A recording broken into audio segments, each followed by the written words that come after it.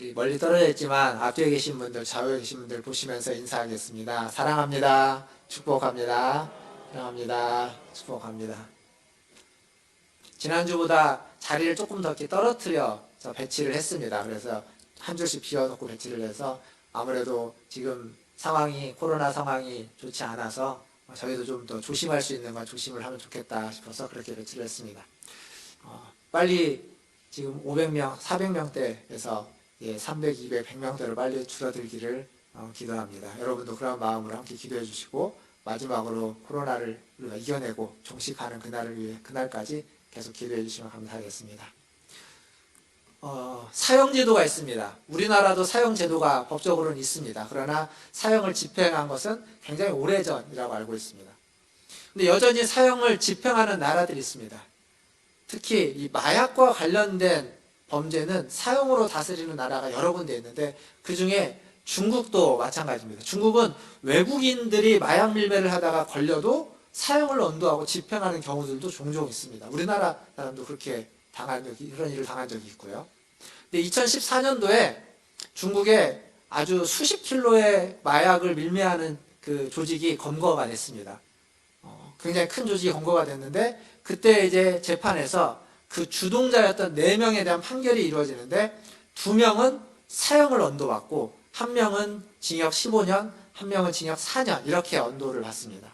그런데 그 재판에서 한 사진이 세간에 화제가 됐습니다. 어떤 사진이냐면 여러분이 인터넷에 검색해 보시면 나오는데 그 사형을 언도받는 한 사람이 재판장에서 하품하면서 아주 지루한 표정으로 하품하고 있는 사진입니다. 생각해 보십시오.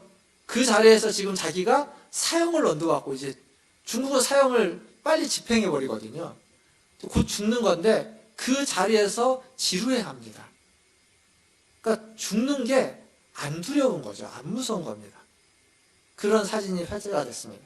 사실 보통 사람은 재판을 받는다는 것 자체도 굉장히 부담되고 두렵지만 거기에서 죽음이라는 것 앞에서는 아마 초연할 수 있는 사람이 별로 없을 겁니다. 그리스도인들은 죽음 이후의 세상, 하나님이 계시는 곳으로 간다라고 하는 본향이라는 그런 어떤 소망이 있기 때문에 죽음을 견뎌내고 이겨내고 당당할 수 있겠지만 그렇지 않다면 죽음이 끝이라고 생각하면 죽음 앞에서 당당할 수 있는 사람은 거의 없습니다. 그런데 이 하품하는 사람은 죽음에 대해서 두려워하지 않습니다. 일말의 두려움도 없습니다. 그리고 자기가 지은 죄에 대한 어떤 수치스러움이나 그러한 잘못된 의식이 전혀 없는 사람인 겁니다. 근데 그 사진의 그 사람의 모습이 어쩌면 지금 우리 이 땅을 살아가고 있는 우리들의 인간들의 어떤 본 모습, 민낯이 아닐까라는 생각을 해보게 됩니다. 로마서 1장 18절부터 3장 20절까지 바울이 계속 이야기했던 것을 되돌아보면 인간이 얼마나 타락하고 인간이 얼마나 추하고 인간이 얼마나 하나님을 찾지 않고 하나님을 두려워하지 않는지를 말해주고 있습니다. 그러니까 전혀 부끄럽지도 않고 두려움도 없는 죄인된 인간의 모습을 바울은 계속 이야기했습니다. 근데 그게 그들만의 모습이 아니라 우리의 모습이기도 하다는 사실입니다. 계시록에 보면 소아시아 7교회가 있는데 그 중에 라오디게아 교회라는 데가 있습니다. 그 라오디게아 교회에 대해서 주님이 뭐라고 말씀하시냐면 그들은 스스로 부자라고 여기고 풍족하여 부족함이 없다라고 여기는데 그들의 실상은 곤고함과 가련함과 헐벗음과 눈먼 것이다 라고 이야기합니다. 그러니까 스스로는 괜찮다, 부자고 풍부하고 부족한 것이 없다라고 생각하고 있지만 사실 그들의 모습은 헐벗었고 공고하고 눈멀었고 가련한 모습이다라고 이야기하는 거죠. 그러니까 바울은 지금 인간에게 이 로마서를 통해서 우리에게 그리고 로마서 편지를 수신자들에게 그들의 실상, 헐벗고 눈멀고 가련하고 공고한 모습을 말해주고 있습니다. 그게 지금까지 3장 20절까지 바울이 했던 일입니다. 그리고 3장 21절 오늘 말씀에서 그러나 그것이 전부가 아니다 라고 이야기하고 있죠. 21절을 다시 한번 보겠습니다. 21절을 보면 이제는 이렇게 시작합니다. 근데 그 앞에 접속사가 하나 생략되어 있습니다. 영어 성경에 보면 제가 확인해 본 바로는 제가 확인해 본 모든 영어 성경에는 딱 이 시작을 어떻게 쓰냐면 but now 이렇게 시작합니다. 그러니까 그러나라는 말이 있습니다. 그러나. 그러나 이제는 이렇게 시작합니다. 헬라어 성경에도 마찬가지로 그러나라는 헬라어가 있습니다. 근데 우리말은 우리가 이 접속사를 좀 생략하는 경향이 많이 있어서 우리 성경 번역에는 이걸 생략해냈는데 이 접속사가 여기 꼭 있어야만 합니다. 그러나 이제는 이 그러나를 넣어서 한번 21절만 같이 한번 읽어보겠습니다. 그러나 이제는 이렇게 읽는 겁니다. 시작. 그러나 이제는 율법 외에 하나님의 한 의가 나타났으니 율법과 선지자들에게 증거를 받은 것이라. 나중에라도 로마서를 읽으실 때 이 21절은 그 앞에 꼭 그러나를 넣어서 읽으시길 바랍니다. 여러분 성경에 한번 적어 놓으십시오. 그러나라고. 이 그러나 앞쪽, 그러니까 로마서 3장 20절까지 그러나 앞부분은 인간의 타락한 모습들, 죄인된 모습들로서 나오지만 이 그러나 이후에는 그러한 인간을 불쌍히 여기는 하나님의 모습이 등장하는 겁니다. 그래서 이 그러나를 전후로 해서 어떤 분들은 그렇게 이야기하더라고요. 그러나 이전은 예수님이 없었던 때의 인간의 모습이고 그러나 이후는 예수님과 함께하는 인간의 모습이다. 그래서 그러나 이전은 BC고 그러나 이후는 AD다 라고 하는 표현을 쓰기도 합니다. 물론 그리스도가 없었을 때에도 하나님은 그들에게 율법을 주셨습니다. 그래서 율법으로 하나님의 뜻을 따라서 순종할 수 있도록 하셨습니다. 마음에 심겨진 율법이 있고 글로 쓰여진 율법이 있죠. 어떤 율법이든 그거에 따라서 살아가게 했습니다. 그런데 그 율법을 따라서 살아가다 보니까 그 율법에 열심을 내다 보니까 중요한 건 그 율법을 주신 이유와 목적을 상실해버린 결과를 맞이해버렸습니다. 율법을 주신 이유와 목적이 뭘까요? 왜 율법을 주었을까요? 무엇을 위해서? 출애굽기 20장 6절에 가보면 이런 말씀이 있습니다. 나를 사랑하고 계명을 지키는 자에게는 천대까지 은혜를 베푸느니라. 요한복음 14장 15절에는 이런 말씀이 있습니다. 너희가 나를 사랑하면 나의 계명을 지키리라. 요한일서 5장 3절은 이렇게 말합니다. 하나님을 사랑하는 것은 이것이니 우리가 그의 계명을 지키는 것이라. 그의 계명들은 무거운 것이 아니로다. 자, 이 세 개의 말씀, 출애굽기 20장 6절, 요한복음 14장 15절, 요한일서 5장 3절, 세 개의 말씀이 동일하게 이야기하고 있는 건 뭐냐면 계명을 지키는 것은 하나님을 사랑하는 것, 하나님을 사랑하는 것에 대한 하나의 표현으로, 하나의 방식으로 계명을 지키도록 계명을 주었다는 겁니다.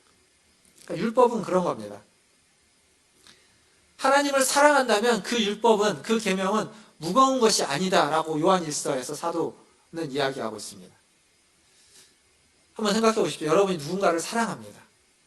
여러분이 사랑하는 남편과 아내를 위해서, 여러분이 사랑하는 자녀를 위해서 반드시 해야만 하는 율법과 같은 계명과 같은 것들이 있다면 그것이 힘들고 무거운 걸까요?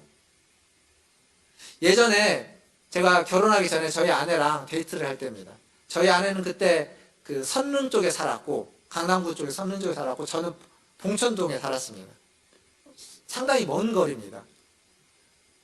저희 아내랑 데이트를 하면은 꼭 남자가 여자를 데려다 주죠. 그럼 집에까지 데려다 줍니다.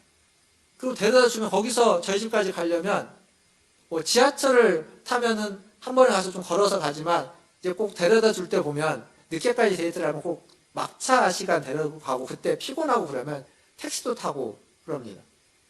근데 그게 굉장히 피곤하고 지금 하라고 하면 안 할 건데 그때는 했습니다. 왜 그랬을까요? 사랑하니까. 그때 그게 무겁고 힘들었을까요? 그렇지 않은 겁니다. 사랑하면 그 어떤 계명도 어떤 의무도 무겁거나 힘들지 않습니다. 하는 겁니다. 근데 반대로 모든 걸 다 해주는데 사랑이 없으면 어떨까요? 그 존 메가더 목사님 쓰신 책에 있는 내용인데 한 남편이 아내에게 이야기하는 겁니다. 내가 당신을 사랑하지 않는다고. 그런데 걱정할 건 없다고. 내가 당신을 사랑하지는 않지만 당신을 위해서 모든 것을 다 할 거라고.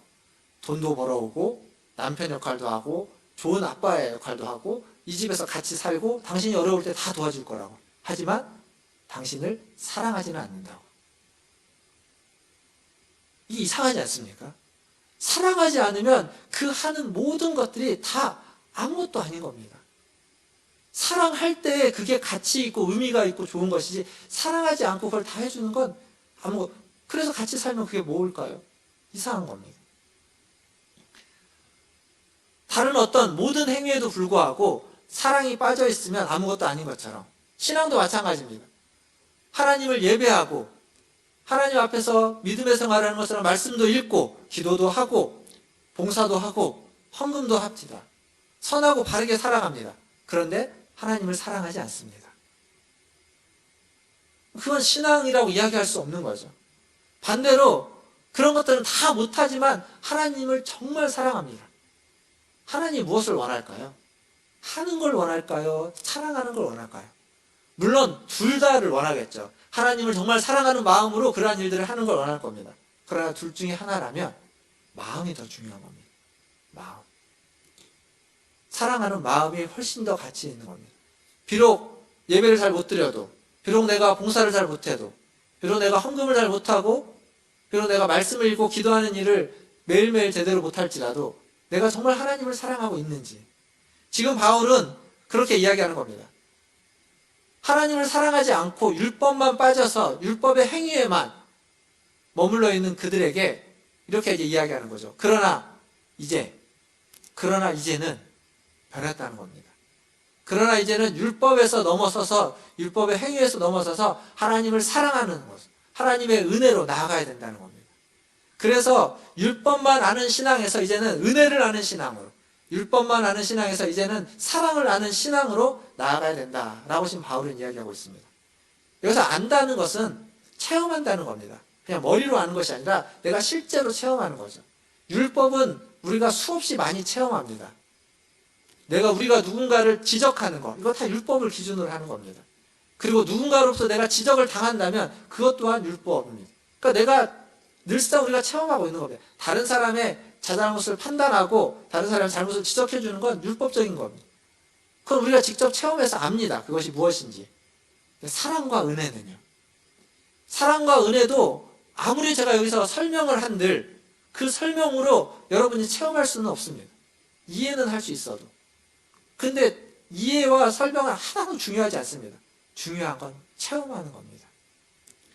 사랑하는 성도 여러분, 하나님의 은혜, 하나님의 사랑을 체험하는 그러한 은혜가 있기를 주님의 이름으로 축원합니다. 다른 사람을 지적하는 율법은 늘상 체험하니까 놔두고 은혜와 사랑을 더 체험하기를 바랍니다. 로마서 3장 21절과 22절을 다시 한번 보겠습니다.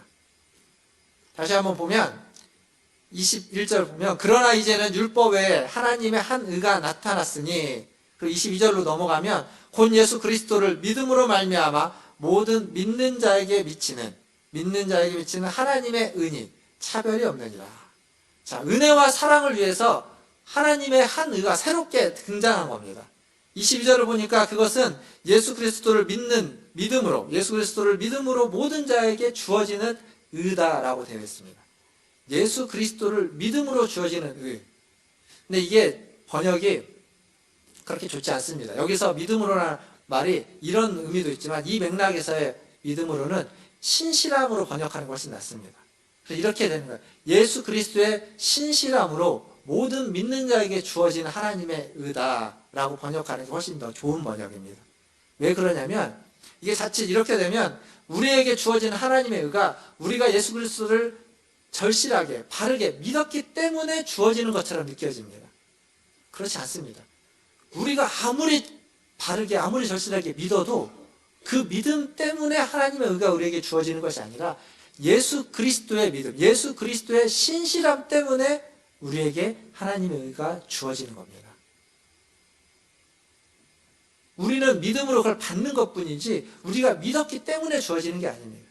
그래서 예수 그리스도의 신실함 때문에 우리는 하나님의 의를, 예수 그리스도 때문에 우리는 하나님의 의를 얻을 수 있고 의가 우리에게 주어지는 겁니다.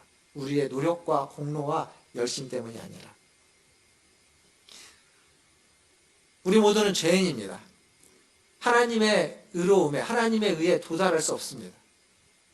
마치 뭐와 같냐면 여기에서 우리가 산에 올라가는 거나 혹은 아파트에서 엘리베이터 타고 올라가는 거나 혹은 비행기를 타고 상공을 올라가는 거나 그 모든 것들의 높이가 우주 밖에서 봤을 때는 하나도 다른 게 아니라 똑같습니다. 차이가 없는 겁니다. 우리가 보기에는 엄청나게 차이는 있죠. 땅에 있는 것과 산에 올라가는 것, 아파트에 올라가는 것, 비행기를 타고 하늘로 올라가는 건 엄청난 높이 차이가 느껴져 있지만 우주 밖에서 봤을 때는 전혀 차이가 없는 겁니다. 하나도 차이가 없이 똑같은 겁니다. 인간의 모습은 그렇습니다. 하나님의 의라는 데에서 봤을 때에는 인간의 모든 노력은 아무것도 아닌 것이죠. 율법을 아무리 잘 지켜도 하나님의 의로움에 도달할 수는 없습니다. 그러나 그 하나님의 의가, 그 하늘에서부터 있는 그 하나님의 의가 우리에게 주어지는 것은 우리가 비행기 타고 위로 올라가고 산에 높이 올라갔기 때문이 아니라 그리스도의 신실함 때문에, 하나님이 언약에 신실하시기 때문에 오셔서 우리에게 아무런 조건 없이 주시는 겁니다. 값없이 주어졌다라고 얘기하는 거죠. 값없이, 이유 없이, 조건 없이 우리에게 허락되는 겁니다. 값없이 주어졌다고 하는 것, 우리가 공짜라고 얘기하죠. 공짜. 근데 값없이 주어졌다는 게 진짜 공짜라는 의미는 아닙니다. 오늘 말씀 다시 한번 보면 24절과 25절에 이렇게 되어 있죠. 24절을 보시면 이렇게 쓰여져 있습니다. 그러므로 예수 안에 있는 속량으로 말미암아 하나님의 은혜로 값없이 의롭다 하심을 얻은 자 되었느니라. 값없이라고 되어 있죠. 값없이 의롭다 하심을 얻었습니다. 25절에 보면 이 예수를 하나님이 그의 피로써 믿음으로 말미암는 화목제물로 세우셨으니, 그의 피로써 화목제물로 세우셨다라고 이야기합니다. 값없이 우리에게 주어진 의, 다른 말로 하면 속량을 통해서 주어진데, 속량이라는 게 무슨 의미냐면 우리가 잘 쓰지 않는 말인데 노예를 해방시켜주는 겁니다. 로마 시대는 이게 굉장히 흔한 용어였을까요? 노예 해방이 많이 있었다고 하는데, 노예가 로마 인구의 한 반 이상을 차지했기 때문에 엄청나게 많은 노예들이 있었고, 그들 중에는 자유로운 노예로부터 해방된 노예들이 있었습니다. 노예 해방을 어떻게 하냐면 누군가의 노예였을 때 그 사람을 돈을 주고 대가를 지불하고 그 사람을 삽니다. 산 다음에 그 사람의 노예 증서를 다 찢어서 없애버리는 겁니다. 그리고 그 사람에게 산 사람이 자유를 선포하는 거죠. 우리나라에도 100년, 200년 전에 조선시대의 종들은 똑같았습니다. 노예였습니다. 미국의 100년 전의 흑인들의 어떤 노예로서 있었던 때 똑같았던 겁니다. 근데 그 속량을 받는 사람에게는 아무런 대가가 없이 주어지는 거지만, 그걸 속량해주는 사람은 대가를 지불한 겁니다. 속량을 받는 우리는 값없이 은혜를 받았지만, 의로움을 받았지만, 그것을 주는 하나님은 큰 대가를 지불했습니다. 그게 바로 예수 그리스도의 십자가입니다. 예수 그리스도의 피 흘리심입니다. 그 가치를 지불하고 우리를 사와서 우리에게 값없이 그냥 자유를 주시는 겁니다. 해방시켜주는 거죠. 그러니까 성경이 값없다고 이야기하는 건 진짜 값이 없다라는, 영원이다라는 의미가 아닙니다. 그만큼 엄청나게 귀하고 가치 있는 겁니다. 사람의 생명을 돈으로 환산할 수 있을까요? 사람의 생명의 값을 매길 수 있습니까?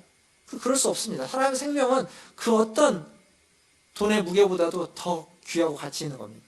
하물며 예수 그리스도의 생명은 어떨까요? 예수 그리스도의 생명은 더할 나위 없을 겁니다. 근데 우리가 받은 하나님의 의, 우리가 받은 속량은 그 예수 그리스도의 생명값을 지불하고 사와서 우리에게 주어진 겁니다. 그러니까 값없다라는 것은 다른 말로 표현하면 값을 매길 수 없을 만큼 귀하다는 얘기입니다. 그걸 우리가 받은 겁니다. 우리가 받은 의로움은, 속량은, 구원은 그런 거죠. 그래서 꼭 기억해야만 합니다. 은혜는, 값없이 받은 은혜는 그냥 공짜로 주어진 은혜가 아니라 값을 매길 수 없을 만큼 귀해서 도대체 값을 얼마만큼 지불해야 할지 상상도 할 수 없어서 그냥 하나님이 그냥 주신 겁니다. 마치 뭐냐면 1만 달란트 빚진 자를 탕감해 주는 것 같습니다. 갚을 수가 없는 거거든요. 아무리 노력해도 갚을 방법이 없는 것을 탕감해 주는 것처럼 값을 매기는 겁니다. 그래서 신학자 존 머리는 이렇게 얘기했습니다. 하나님은 당신의 진노를 없애기 위해서, 우리를 향한 당신의 진노를 없애기 위해서 아들을 죽음에 내몰아 그 피를 흘리게 하실 만큼 진노의 대상인 인간들을 아주 지독히 사랑하셨다. 하나님의 그 끔찍한 사랑, 우리를 향한 끔찍한 사랑은 우리가 진노의 대상임에도 불구하고 심판마다 마땅한데도 불구하고 우리를 너무도 끔찍히 사랑해서 자기의 독생자 아들을 그 진노 가운데 내몰아서 우리를 대신해서 피 흘리게 만드셨다라는 이야기입니다. 이 신학사의 이야기죠. 사랑하는 성도 여러분, 여러분은 이렇게 하나님의 끔찍한 사랑을 받고 있는 사람들입니다. 하나님의 이 귀한 사랑을, 하나님의 이 크신 사랑을 받고 있는 분들이 바로 저와 여러분들입니다. 우리는 이것을 잊지 말아야 됩니다. 근데 이 하나님의 은혜, 이 하나님의 사랑, 이 하나님의 구원 앞에 우리는 너무 감동이 사라져버렸습니다. 감격하지 않습니다. 예전에 신앙생활 아마 처음 하실 때에 그러한 은혜와 그러한 감동과 감격이 있었을 겁니다. 그런데 지금은 너무 익숙해져서 감격이 사라졌고 감동되지 않습니다. 아무리 많이 설명해도, 어떤 설명에도 우리의 마음이 그렇게 잘 움직이지 않습니다. 이게 문제입니다. 감격이 회복되어야만 하는 거죠. 우리에게 주어지는, 값없이 주어지는 그 하나님의 은혜를 들을 때, 그 은혜를 깨달을 때, 아니 그 은혜가 내게 있다는 사실을 생각만 해도 감동이 되고 감격이 돼야 되는데, 그게 사라지면 뭐가 같냐면 모든 건 다 하는데 사랑이 없는 남편 같은 겁니다. 안고 없는 찐빵 같은 거죠. 다 합니다. 하나님을 위하여 헌신도 하고 봉사도 하고 예배도 드리고 다 하는데 사랑이 없는 것처럼 감동과 감격이 사라진 건 그런 겁니다. 그래서 감동과 감격을 회복해야만 하는 거죠. 박종호라는 성가사가 있습니다. 그 성가사가 그 CCM 가수가 부른 찬양 중에 하나님의 은혜라는, 나를 지으시는 하나님이라는 곡이 있죠. 그 곡의 후렴에 보면 이런 가사가 있습니다. 한량 없는 은혜, 바꿀 수 없는, 갚을 길 없는 은혜, 내 삶을 에워싸는 하나님의 은혜, 이런 가사가 있습니다. 노래를 부를까 했는데 부르면 안 되겠네. 내 삶을 에워싸고 있는 하나님의 은혜.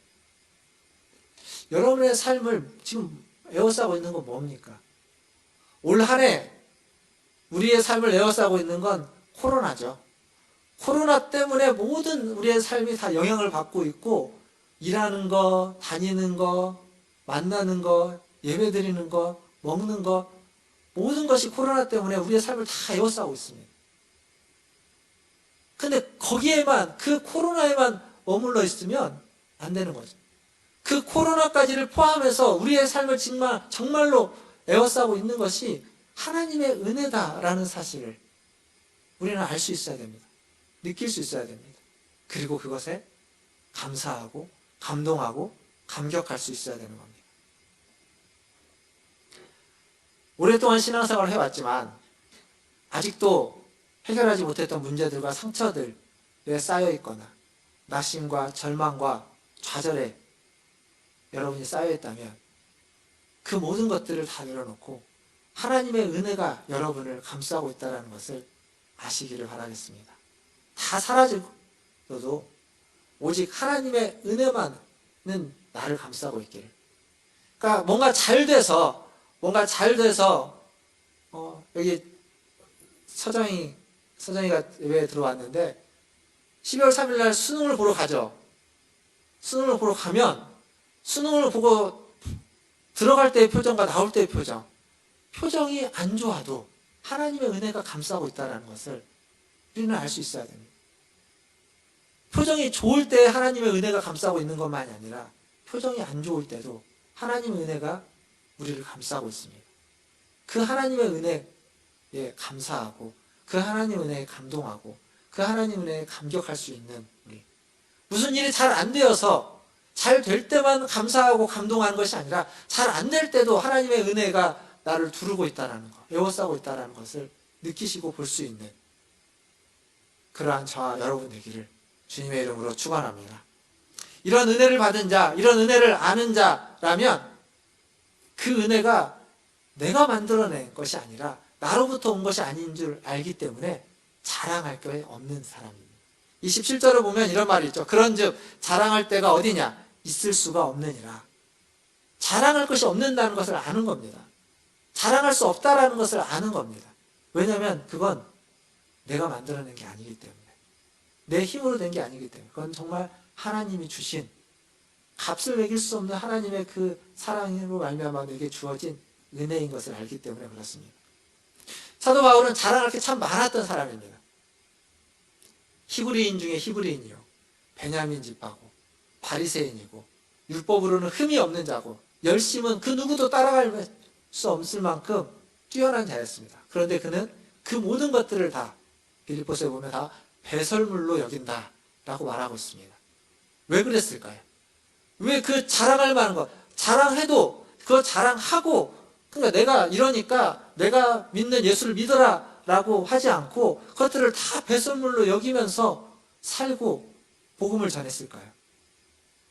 그것은 그리스도를 얻기 위해서라고 이야기하고 있습니다. 그리스도를 얻기 위해서, 그리스도의 생명에 동참하기 위해서, 생명을 얻기 위해서 그것들을 다 버리는 겁니다. 이게 무슨 얘기냐면, 이런 비유를 들면 이해하기 쉬울 겁니다. 어떤 사람이 물에 빠졌습니다. 물에 빠져서 허우적거리는 거죠. 살려달라고 하는 겁니다. 근데 그 사람 손에 뭐가 주어져 있냐면 돈뭉치가 있어요. 수천만의 돈뭉치가 손에 있습니다. 근데 이 앞에 그 사람을 꺼내주기 위한, 살려주기 위한 튜브가 있습니다. 그걸 잡으면 되는 겁니다. 잡으면 살 수 있습니다. 그런데 이 사람은 돈뭉치를 들고 나는 이 돈이 있으니까 괜찮다고 생각하고 있다면 바보 아닙니까? 이걸 놔야죠. 이걸 놓고 튜브를 잡아야 되는 겁니다. 그래야 살 수 있는 겁니다. 그런데 돈뭉치를 놓지 않고 자랑하고 있는 거죠. 괜찮다고. 나는 이게 있으니까 괜찮다고. 나는 이것 때문에 살 수 있다라고 자랑하고 있다면 그는 죽는 겁니다. 그걸 놓을 때, 그걸 놓고 튜브를 붙잡을 때 그는 살아나는 거죠. 자랑을 포기해야, 자랑하지 않아야, 자랑할 것들을 다 내려놔야, 그것들을 다 버려야만 하나님을 얻을 수 있는, 그리스도를 얻고 그리스도의 생명을 얻을 수 있는 겁니다. 말씀을 마무리하겠습니다. 1988년에 영국의 웸블리라는 체육 운동장에서 아주 거대한 콘서트가 있었습니다. 근데 굉장히 특별한 콘서트입니다. 이 콘서트는 넬슨 만델라라고 하는 남아프리카에 있는 나중에 대통령이 되는 분의 70세 생일을 기념해서 열린 콘서트입니다. 남아프리카에 있는 사람을 기념하는 콘서트를 영국에서 열었습니다. 왜 그랬냐면 그때 1988년도에 이 넬슨 만델라는 어디에 있었냐면 남아프리카의 교도소에 있었습니다. 인권운동을 하는 그는 붙잡혀가지고 감옥에서 갇혀 있는데 그 사람의 구호를 위해서, 그 사람의 그 인권운동의 가치를 전 세계가 동의하면서 영국에서 콘서트가 열렸는데 장장 11시간 동안 열렸습니다. 11시간 동안 7만여 명의 사람들이 모여가지고 그 팝 가수들, 아티스트 83명이 참여를 해서 콘서트를 벌였습니다. 그 넬슨 만델라에 대한 전 세계의 지지를 보내는 거죠. 함부로 건들지 못하도록 하는 지지를 보내는 겁니다. 근데 그 11시간에, 장장 11시간 동안 있었던 콘서트의 맨 마지막 시간에 그 제시 놀먼이라는 흑인 그 소프라노 가수가 이제 무대에 섭니다. 무대에 서서 그 앞에 휘트니 휴스턴을 비롯해서 수많은 팝 가수들이 공연을 했습니다. 얼마나 사람들이 열광을 하고 얼마나 뜨거운 공연이었겠습니까? 근데 그 공연의 맨 마지막에 등장한 이 제시 놀먼은 무대에 딱 서서 모든 조명을 다 끕니다. 깜깜해지는 거죠. 모든 조명을 딱 끄고 어떤 악기 소리도 들리지 않는 상태에서 노래를 부르기 시작합니다. 한참 침묵한 후에 그 노래가 뭐였냐면 찬송가 305장에 있는 곡입니다. Amazing Grace라는 곡이죠. 나 같은 죄인 살리신, 이 곡을 부르기 시작합니다. 가사를 보면 이렇게 되어 있죠. 나 같은 죄인 살리신 주 은혜 놀라워, 잃었던 생명 찾았고 광명을 얻었네. 2절을 보면 큰 죄악에서 건지신 주 은혜 놀라워, 고마워, 나 처음 믿는 그 시간 귀하고 귀하다. 3절을 보면 이제껏 내가 산 것은 주님의 은혜라. 또 나를 장차 본향에 인도해 주시리. 이 노래가 이렇게 불려지고 있는데 아카펠라로 연주 없이 그냥 목소리로만 불렀습니다. 조용한 상태에서 불려지는 겁니다. 7만 명의 사람이 조용한 상태에서 불려지는 겁니다. 노래가 불려지자 사람들 사이에서 감동이 일어나는 겁니다. 눈물을 흘리는 사람들, 그곳에서 하나님의 은혜가 느껴지는 거죠. 감동과 감격, 우리에게 그것이 없어지면 하나님을 믿는 우리에게 정말 중요한 게 사라져버린 것과 같습니다. 감동과 감격, 하나님의 은혜에 대한 감동과 감격이 없다면 이 노래를 부를 때 우리가 감동하지 않고 우리의 마음이 감동되지 않고 감격이 우리 가운데 나타나지 않는다면 그때는 우리는 너무 무뎌져 가고 있는 겁니다. 아무리 하나님의 은혜를 앞에서 외친들, 앞에서 아무리 하나님의 은혜가 여러분에게 있다라고 외치고 그 은혜가 얼마나 귀한 것인지 아무리 외친들 여러분의 마음에 감동이 없고 그 하나님의 은혜가 감격스럽게 다가오지 않으면 그럼 우리는 큰일인 겁니다.